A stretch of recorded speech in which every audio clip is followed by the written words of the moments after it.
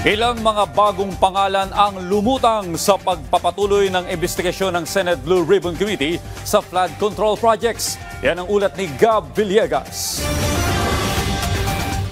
Sa pagbabalik ng pagdinig ng Senate Blue Ribbon Committee kaugnay sa mga maanumalyang flood control projects, ilan pang mga personalidad ang pinangalanan ni dating Department of Public Works and Highways Undersecretary Roberto Bernardo sa kanyang ikalawang affidavit. Sa pagdinig ngayong araw, idinetalya ni Bernardo kung paano tumatanggap ng kickback ang ilang mga mambabatas. Ilan sa mga lumutang na bagong pangalan ay sina dating Senador Grace Poe, Senator Mark Villar, dating DPWH Secretary Manuel Bonoan, dating DPWH Undersecretary Catalina Cabral, dating Caloocan Representative Mitch Cahayon Uy at dating Bulacan Representative Rida Robes. Batay sa sinumpaan salaysay ni Bernardo, nakatanggap rin si dating Senador Bong Revilla ng kickback mula sa mga infrastructure project kung saan naabot sa 25% ng 125 million pesos na halaga ng mga infrastructure project sa Maynila, Bulacan, Valenzuela at Quezon City.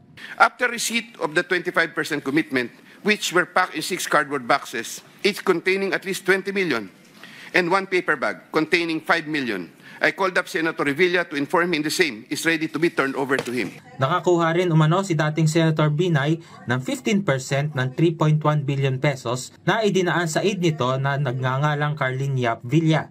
Aabot naman sa 213 million pesos ang nakuha umanong kickback ni Senador Jinggoy Estrada mula sa higit 800 milyong pisong halaga ng mga proyekto sa Bulacan. 20% naman ang nasa 500 milyong piso na halaga ng proyekto sa Laguna at NCR ang nakolekta umanong kickback ni former Senator Grace Poe na kinolekta ng isang kontraktor na nagngangalang Mrs. Patron sa isang 5-star hotel. Hinikayat rin ni Bernardo ang iba pang mga sangkot na lumantad na at makipagtulungan sa investigasyon. Umalma naman ang ilang nasasangkot sa naging revelasyon ni Bernardo. Si Makati Mayor Nancy Binay, iginiit na wala siyang kinalaman sa anumang proyekto ng pamahalaan na may kinalaman sa flood control. Si Education Secretary Sani Angara, sinabi na kailanman ay hindi siya naging sangkot sa anumang korupsyon. Nanawagan naman si Senator Mark Villar na maging mapanuri at huwag basta-basta humusgaan na nakabatay lang sa affidavit.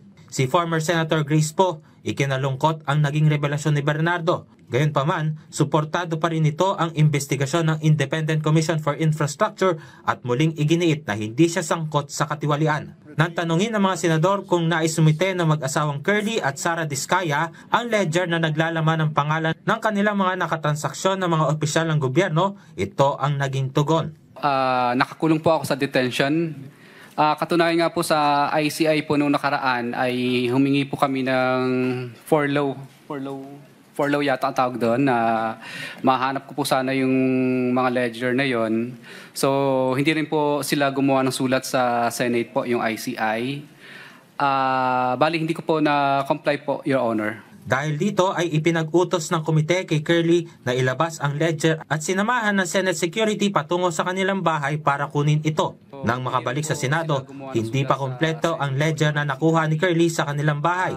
Batay sa inisyal ng listahan ng mga pangalan na nasa ledger ni Curly Diskaya, nasa listahan sina Pasig Representative Roman Romulo, Quezon City Representative Marvin Rillo, Caloocan City Representative Dean Asisio, Quezon City Representative Patrick Vargas, Quezon City Representative Marivic Pilar, Uswag Ilonggo Party List Representative Jojo Ang, former Presidential Assistant for the Visayas Undersecretary Terence Calatrava at dating DPWH Undersecretary Roberto Bernardo. Hindi dumalo ang mga mambabatas mula sa mababang kapulungan.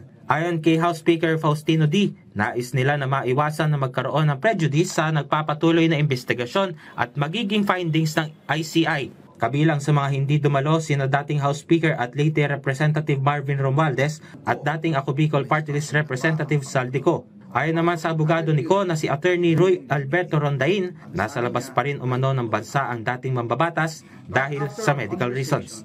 Gab Villegas para sa Pambansang TV sa Bagong Pilipinas.